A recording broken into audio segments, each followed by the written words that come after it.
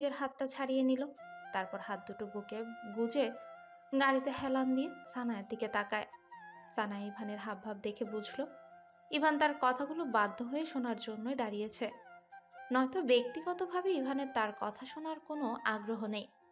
সানা ইভানের ভাব দেখে ভেতর থেকে আরো ভেঙে পড়ে। তার চোখ জোড়া অশ্রুসিক্ত হয়ে ওঠে। সে মাথা নিচু করে চোখ মুছে নিল, তারপর আবার বলল, আমি জানতাম না যে আমার রক্তের দোষ এতটাই বেশি হবে, যার জন্য আমি কখনো কাউকে ভালোবাসতে পারবো না বা কারো ভালোবাসা পাওয়ার জন্য নিজেকে যোগ্য করতে পারবো না। আমার বাবা অনেক অন্যায় করেছে, আমার ভাইও অন্যায় করেছে। আমি শুধু এতটুকুই জানি, আমি কোনো অন্যায় করিনি। আমি শুধু বন্ধু চেয়েছি, ভালোবাসা চেয়েছি। কেউ আমার বন্ধু হতে চাইতো না, তাই আমি জোর করেই বন্ধু হতে চাইতাম। একাকিত্ব কি কারো ভালো লাগে বলো? তার চেয়ে তো মরে যাওয়া ভালো। ভাইয়ার সাথে রাহির সম্পর্ক হওয়ার পর থেকে রাহিও আমাকে তেমন একটা সময় দিতে পারতো না। তোমার সাথে থাকলে আমি আলাদা কিছু অনুভব করতে পারতাম। আমি জানি না, আমি হয়তো আমার অনুভূতি প্রকাশ করতে পারছি না, কিন্তু তুমি পাশে থাকলে সত্যি আমার অনেক শান্তি লাগে। তুমি কি সব ভুলে আমাকে ভালোবাসতে পারবে না? মিথ্যে মিথ্যে ভালোবাসতে পারবে? সানায়ের ধরা গলার আবদারগুলো ইভানকে অস্থির করে তুলছে। সে কিছুক্ষণ চুপ করে রইল। সানায়া অধীর আগ্রহে ইভানের উত্তরের অপেক্ষায় তার দিকে চাতক পাখির মতো তাকিয়ে আছে। ইভান অনেকক্ষণ পর দীর্ঘশ্বাস ফেলে বলল, আমি এমনিতে জামালার মধ্যে আছি। পুরনো জামালার থেকে আমি আর নতুন জামালা চাচ্ছি না, প্লিজ। সানায়া ক্ষীণ কণ্ঠে বলে। আমি ঝামেলা? ইভান ধীর কণ্ঠে বলল, হ্যাঁ, এই মুহূর্তে আমার তোমাকে জামালাই মনে হচ্ছে। সানায়া হঠাৎ ইভানের শার্ট খামচে ধরে বলে, তাহলে কেন আমাকে মিথ্যে আশা দিয়েছ? কেন আমাকে স্বপ্ন দেখিয়েছ? লিসেন সানা, আমি তোমাকে নিয়ে বাইরে ঘুরতে গিয়েছি, তার মানে এই নয় যে আমি তোমাকে ভালোবাসি। আচ্ছা, তাহলে আমার এতটা কাছে কেন এসেছিলে? তোমার স্পর্শ আমাকে অনুভব করতে বাধ্য করেছিলে যে তুমি আমাকে নিয়ে ভিন্ন কিছু ভাবো। বন্ধুত্বই যেহেতু ছিল, তাহলে কেন প্রেমিক পুরুষের মতো আমাকে নিজের কাছে টেনে নিতে? ইভান চুপ করে রইল। হুট করেই তার অতীতের কথা মনে পড়ে গেল, যখন মাউসিয়াতকে কষ্ট দেওয়ার জন্য ইমন সায়ন্তনীর সাথে ভালোবাসার অভিনয় করেছিল। সায়ন্তনীও সেদিন ইমনকে এমন প্রশ্নই করেছিল। আর শেষমেশ সায়ন্তনীর মৃত্যু হলো। এখনো সে সায়ন্তনীকে ভুলতে পারেনি। এক বুক অভিমান নিয়ে মেয়েটা পৃথিবী থেকে বিদায় নিয়েছিল। আর আজ সানায়াও সে একই স্থানেই দাঁড়িয়ে আছে। ইভান চায় না সানায়ার সাথে খারাপ কিছু হোক। সায়ন্তনী যদিও খুব শক্ত মনের মেয়ে ছিল, কিন্তু সানায়া মারাত্মক দুর্বল। সে যদি কোনো ভুল সিদ্ধান্ত নিয়ে ফেলে। ইভান অনুশোচনা নিয়ে সানায়াকে বলে, সরি সানা, আমি তোমার সাথে অন্যায় করেছি, কিন্তু যা করেছি প্রতিশোধ স্পাইর থেকে করেছি। আইল মির্জা তোমার বান্ধবী রাহির জন্য আরাফকে ভয়ঙ্করভাবে মেরেছিল। সেদিন আরাফের সাথে খারাপ কিছু হতে পারত। ডাক্তার ওকে ভালোভাবে চেক আপ করে বলেছিল অল্পের জন্য ওর বড় কোনো ক্ষতি হয়নি। ওর শরীরের অভ্যন্তরে অনেক সমস্যা দেখা দিয়েছিল। আরাফের সাথে কি হয়েছিল তা আমি সাহিল মির্জাকে কিভাবে ফিরিয়ে দিব বলো? তুমি ছাড়া আমার কাছে কোনো উপায় ছিল না। তুমিও আমার সাথে বন্ধুত্ব করার জন্য উঠে পড়ে লেগেছিলে, আর আমি সেই সুযোগটা কাজে লাগিয়েছিলাম। সানায়া মলিন হেসে বলে, আর তুমি ভাবছো আমার মন ভাঙলে সাহিল মির্জা দুর্বল হয়ে পড়বে? ইভান চুপ করে রয়। সানায়া আবারও বলে, ভাইয়ার সাথে আমি অনেক দিন কথা বলিনি। হ্যাঁ, ভাইয়া কষ্ট পেয়েছিল ঠিকই, কিন্তু ভেঙে পড়েন। এখনো প্রতিদিন অফিস যায়, খাওয়া দাওয়া করে, বউকে নিয়ে ঘুরতে যাই। ভাইয়া তো দিব্যি ভালো আছে, শুধু আমিই ভালো নেই। সানায়া কিছু একটা ভেবে বলল, হ্যাঁ, তোমার পরিকল্পনা সাকসেস করার একটা উপায় আছে। যদি আমি একটা সুইসাইড নোট লিখে ভাইয়াকে দায়ী করে এই পৃথিবী থেকে মুক্তি নিই, তাহলে ভাইয়া অনেক কষ্ট হবে। ও তখন জ্বলে পুড়ে মরবে। আমি আজ বাসায় গিয়ে এই কাজটাই করব। এমনভাবে নোট লিখব যাতে সাহিল মির্জা যতদিন বেঁচে থাকবে ততদিন অনুতাপের আগুনে জ্বলতে থাকে।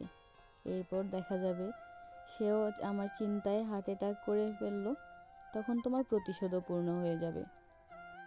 ইভান সানায়ার হাত ধরে বলে, তুমি এমন কিছুই করবে না সানা, তুমি যদি এমন কিছু করো তাহলে তোমার ভাই অনুতাপে মরবে। না মরুক, আমি নিজেকে ক্ষমা করতে পারবো না। আমি যেহেতু অন্যায় করেছি তাই ক্ষমা চাচ্ছি। তুমি এখন বাসায় যাও, রেস্ট করো। আমার একটু তাড়া আছে। আমি সত্যি অনেক সমস্যার মধ্যে আছি। সমস্যার সমাধান হলে আমি তোমার সাথে দেখা করব। ইভানের শেষ কথাটা শুনে সানায়ের মনের মধ্যে আশার সঞ্চার ঘটে।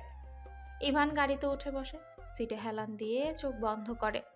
আর মনে মনে ভাবে সানায়াকে এমন কথা না বললে সে ভুল সিদ্ধান্ত নেওয়ার কথা ভাবতো। অন্তত এখন আশা নিয়েই থাকুক। আশায় তো মানুষকে বেঁচে থাকার প্রেরণা দেয়। রাতে নিজের ঘরে ঢুকে রাহি অনেক অবাক হয়। পুরো রুম মোমবাতি দিয়ে সাজানো। সে কিছুটা অবাক হয়েই বলে, কি করছো সাহিল?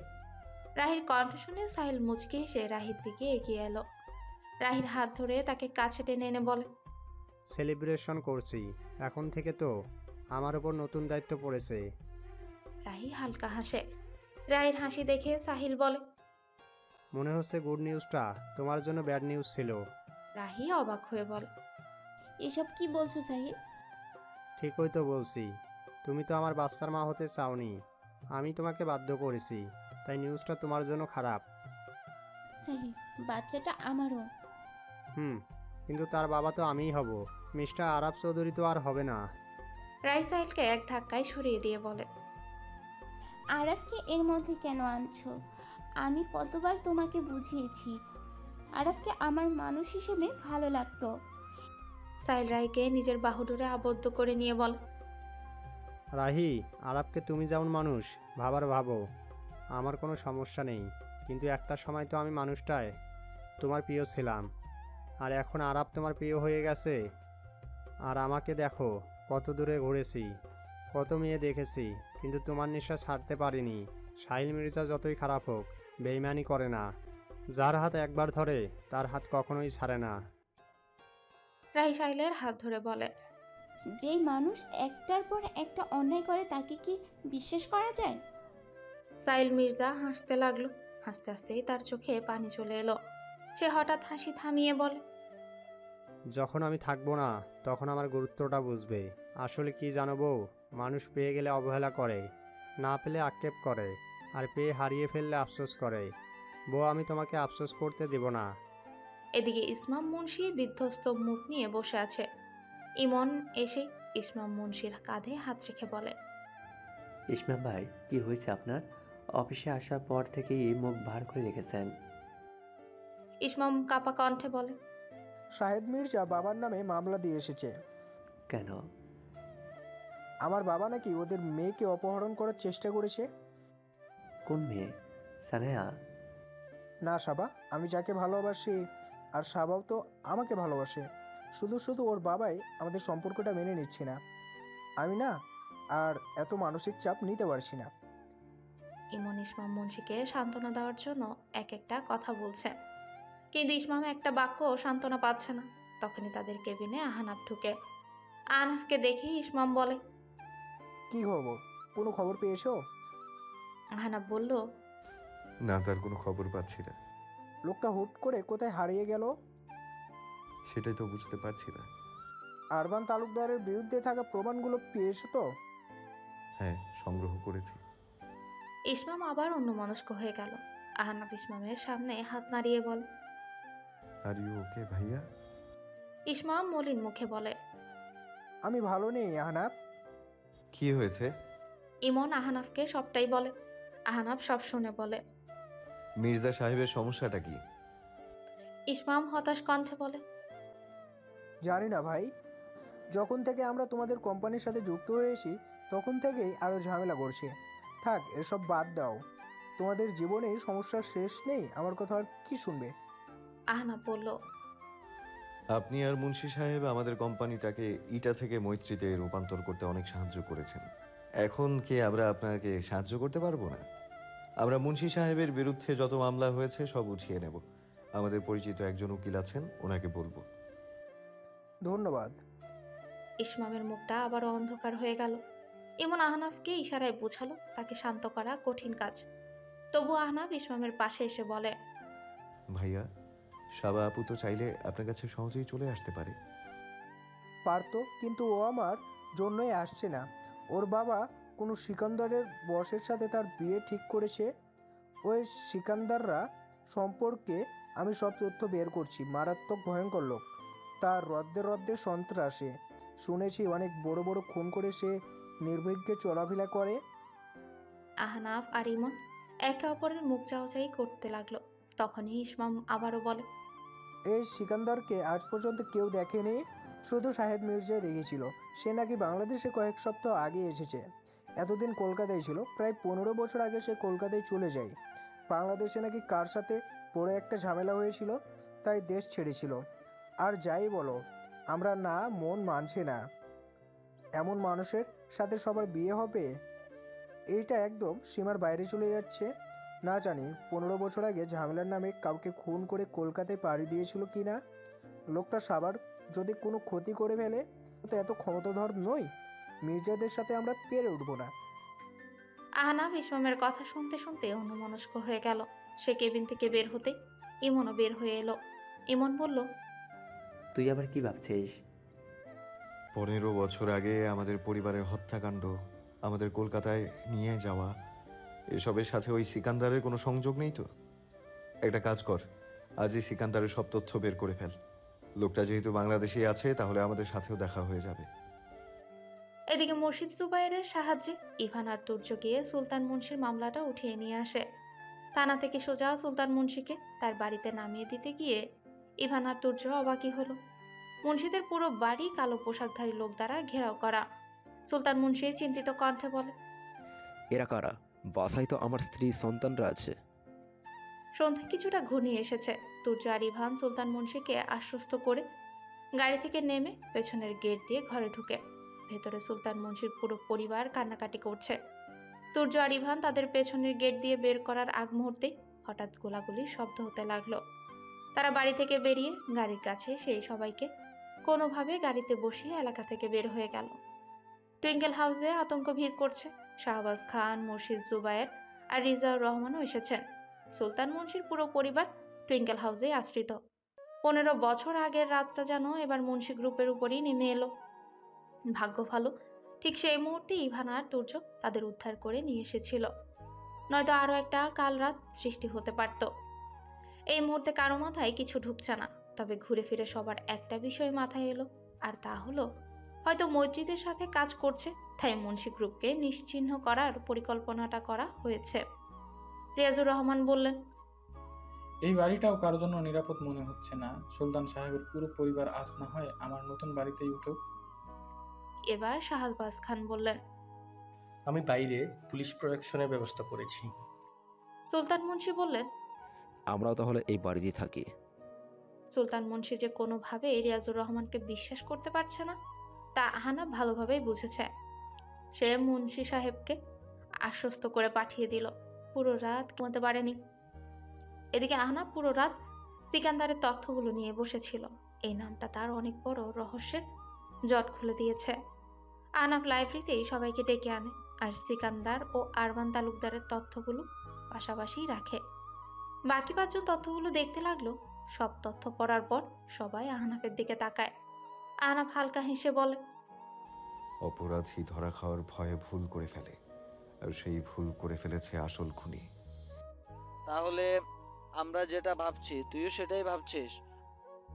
হ্যাঁ, শুধু একটা ছোট্ট হিন্টস পেলেই আমি নিশ্চিত হব আসল খুনিকে। রহমতুল্লাহ শুধু আরবান তালুকদারের নাম স্বীকার করেছে, কারণ সে জানে আমরা আরবান তালুকদারের সব সত্য জেনে ফেলেছি। কিন্তু সে কিভাবে জানলো এটা? আমরা ছাড়া তার সাথে আর কেই বা দেখা করতে গিয়েছিল? সবার হাত মুঠো হয়ে এলো। এত বছর পর তারা আসল খুনির সন্ধান পেয়েছে, কিন্তু শুধু বাকি আছে একটা সূত্রের, আর এই সূত্র হয়তো তারা কালই বের করতে পারবে। এদিকে আরবান তালুকদার কাউকে ফোন করে বললেন, আজ যা হয়েছে তারপর আমাদের হাতে কালকের দিনটি বাকি। রুকুন না পড়লে আমরা আরো সুন্দরভাবে আমাদের কাজটা করতে পারতাম। আমি চেয়েছি আমাদের ছেলের সাথে অরুণিকার বিয়ে দিয়ে পুরো মৈত্রী সম্পত্তির ভাগ নিতে, কিন্তু তা সম্ভব হয়নি। এবার শেষ কাজটাই বাকি। বিনিময়ে কিছু না পেলেও শান্তিতে মরতে পারবো।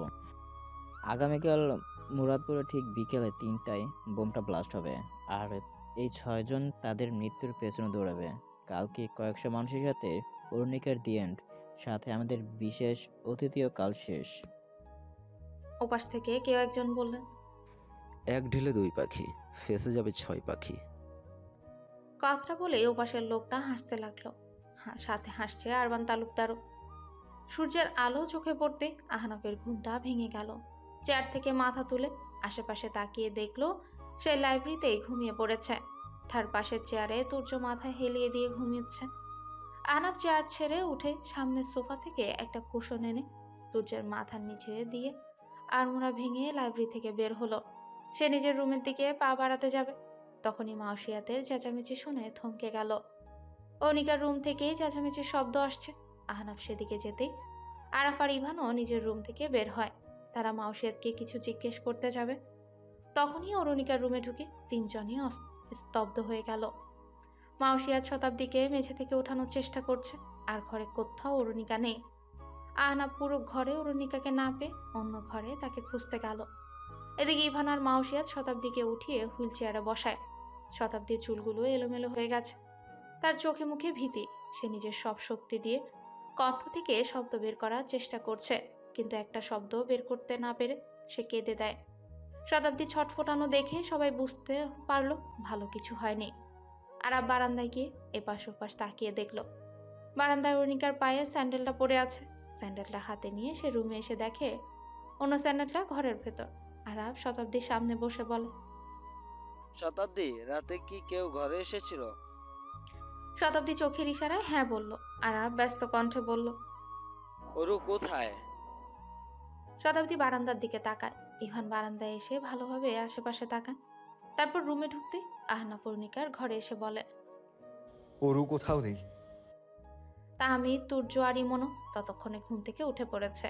তাহমিদ নিচে নেমে বাইরে পাহারারত পুলিশ কর্মকর্তাদের জিজ্ঞেস করলো অরুণিকাকে দেখেছে কিনা, কিন্তু তারা কাউকে ঘরের আশেপাশেও আসতে দেখেনি, যেতেও দেখেনি। তারা সবাই চিন্তিত হয়ে বসার ঘরে পায়চারি করছে। মাউসিয়াত শতাব্দীর হাত ধরে একপাশে বসে আছে। হঠাৎ আরাফের ফোনে একটা কল আসে। আরাফ নম্বর না দেখেই কলটা রিসিভ করে। কাপা কণ্ঠে বলে, হ্যালো হ্যালো ওরু। ওপাশ থেকে অট্টহাসির শব্দ ভেসে এলো। আরাফ ভ্রুকুচকে বলল, আরবান মামা। আরবান নামটা শুনে ইমন আরাফের কাছ থেকে ফোনটা টেনে নিয়ে কলটা লাউড স্পিকারে রাখে। আরবান তালুকদার বললেন, হ্যাঁ, আমি আরবান তালুকদার, তোমার মামা। ইভান দাঁতে দাঁত চেপে বলল, ওরু কোথায়? আরবান তালুকদার আবারও হেসে ওঠে আর ফ্যাস ফ্যাসে গলায় বলে, বাহ, আমাদের ছোট সোনামণির জন্য তোমাদের এত চিন্তা জেনে বেশ ভালোই লাগছে। জুবায়ের করিম চৌধুরী বেঁচে থাকলে নেহাত বলতেন আমার মেয়ে ভাগ্য নিয়ে এসেছে, সৌভাগ্যবতী অরুণিকা। তুর্য চেঁচিয়ে বলল, কথা না পেঁচিয়ে সোজাসুজি বলুন, অরুণিকা কোথায়? অরুণিকা চৌধুরী ওরফে তোমার টুইঙ্কেল তার ছোট জীবনের শেষ প্রান্তে এসে দাঁড়িয়েছে। এখন সে আল্লাহরকে স্মরণ করছে। খুব শীঘ্রই সে তার বাবা মার কাছে চলে যাবে। আহনাফ এই কথা শুনে চিৎকার দিয়ে ওঠে। রাগের মাথায় সামনে থাকা ছোট্ট টেবিলটায় সজোরে লাথি মারে।